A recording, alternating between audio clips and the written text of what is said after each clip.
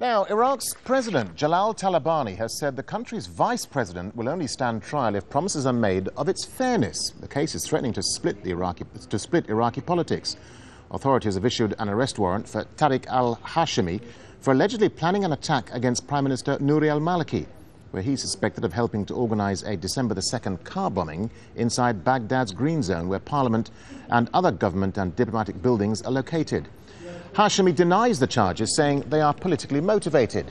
The vice president has moved to the Kurdish region of northern Iraq, out of reach of the prosecutors in Baghdad. Well, let's talk live now to Tariq al-Hashemi, who joins me from Sulaymaniyah, that's in northern Iraq. Mr. al-Hashemi, thank you for talking to Al Jazeera.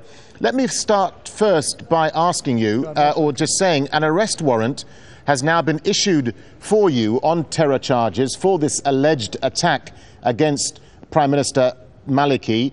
You're now a wanted man in Iraq. If you say you're innocent, why don't you stand before a court in Baghdad and prove that innocence? Well, thank you very much for this opportunity given to myself. Anyway, I just would like, in fact, to correct your knowledge and the way that you introduced the case. I didn't fly from Baghdad to Sulaymaniyah just to be outside the jurisdiction of judicial system of Iraq. All what happened 3 days ago, in fact, I was complying with the requests issued by the president himself. It was an invitation for me and my colleague, Dr. Khudair Khuzai, to attend an urgent meeting in Sulaymaniyah. Therefore, we both flew from Baghdad airport to Sulaymaniyah.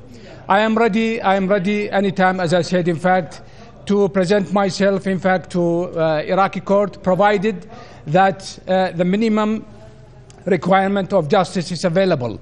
I do have a great doubt about the transparency and the credibility of the judicial system in Baghdad. Why? Because the security forces, al-Maliki himself, the government, who those opponent to Tariq al-Hashimi and al-Iraqiyya, they are in fact kidnapping the independence of the Iraqi judicial system in Baghdad. Therefore, I said I'm ready to present myself to a better available and the nearest available court, which is in Kurdistan, which I think the criteria of justice will be much better. Okay, we'll come back to that in a second, Mr. Hashemi. Let me ask you, you say that Iraq's government is behind Thursday's car bombing that killed 70 people or thereabouts in Baghdad. You accuse Prime Minister al-Maliki of causing sectarian violence and targeting Sunnis. What evidence do you have to substantiate that claim, and why would Iraq's Prime Minister be targeting Sunnis at this time? Well, first of all, in fact, it's not only me. In fact, if you just if you revise the press conference that, the meeting with the Salahuddin tribes today of al-Maliki, he was bluntly accusing 4 officers within his security apparatus behind the car bombs and behind the explosives which happened 2 days ago. He just repeated and confirmed all my assumptions. I am an ex-army officer. I think nobody else except who act as a part of the government could manage, in fact, to plant all these explosives and car bombs without deterrence, without stopping the checkpoints.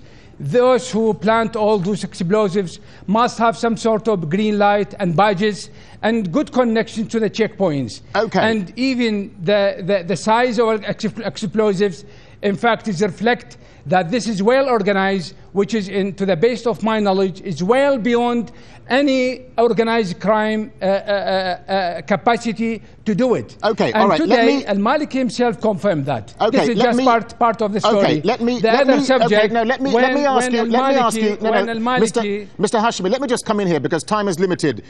I want to ask you about the wider public perception of you, because there have been angry demonstrations against you in Hilla, for example. Hundreds of people have turned out saying you should stand trial. How worried are you about that kind of sentiment where angry people are coming out on the streets of Iraq saying you should stand trial? Well, what about the demonstrations in Anbar and demonstrations in Salahuddin and demonstrations in Diyala, demonstration in other areas? Why you just excluded all those demonstrations, in fact, and the motion of the emotion of those people which fully supportive Mr. Al-Hashimi? No, I'm not worried about that. People would exercise their freedom to whether they are convinced about these allegations presented by al-Maliki and fabricated, or whether they are supporting Tariq al-Hashimi. We are in a democratic society, democratic style of a country, a state. Therefore, I am respecting both, supporting Tariq al-Hashimi and opposing Tariq al-Hashimi. But at the end of the day, the Iraqi court should say whether al-Hashimi is guilty or innocent. Okay, and you all will right. see. Well, let me just come back to the issue. Let me just come back to the issue. Let me come back to the issue, Mr. Hashemi, of the trial, because the Iraqi president, Jalal Talabani, he's actually come out and said, look, you should only stand trial if the process is fair. Now, if you get those assurances from Mr. Talabani himself, would you turn yourself in? Would you stand trial in Baghdad to prove your innocence? No, for me, Baghdad, for the time being, for the environment to prevail in Baghdad, for me, is a red line. I'm not going to pass it. And the president, which I'm appreciating his stance and support which he rendered so far, he is very much convinced about my theme. So are you happy to remain a fugitive in northern Iraq, which is what you are now? Well, I am here as a vice president, and I am here, in fact, I moved from Baghdad to Sulaymaniyah according to administrative order issued by the president on the 17th of December. So I am here acting and performing my duties as normal. And when al-Maliki released my office and retain my bodyguards and retain all the armament and the circumstances return back as used to be in the past, I'll be ready next day, in fact, to move back to Baghdad, inshallah, after I conclude the court case properly in Kurdistan. Let me ask you a final question, Mr. Hashemi, because there are real worries now that this crisis between you and the Prime Minister could spark and renew sectarian violence in Iraq. Let me put a final question to you. President Barack Obama said America left Iraq a stable, democratic and self-reliant country. Do you agree with that assessment? Or could we now see the country descend into chaos and more sectarian violence just because the politicians can't get their act together and just because you have a political feud with Nouri al-Maliki? Well, I'm sorry, in fact, I feel really sympathetic to Mr. Obama about the statement that he made side by side al-Maliki during his recent visit to Washington. I really feel very sympathetic about Mr. Obama that al-Maliki put him in a very critical and awkward situation. Al-Maliki deliberately tries his best, in fact, in aborting all the themes that has been presented in the speech of Obama. So I'm really sympathetic about President Obama and the way al-Maliki let him down because what he has done after the last soldier of America left Iraq.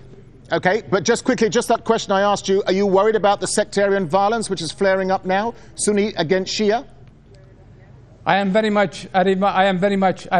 much concerned about the future of my country. I think we reach a turning point. Either we establish a real democratic and real of state country, or we move back and restore the autocratic regime which we tried our best since 2003, in fact, to make a real change. All right. Tariq al-Hashemi, Iraqi Vice-President, thank you for talking to Al Jazeera.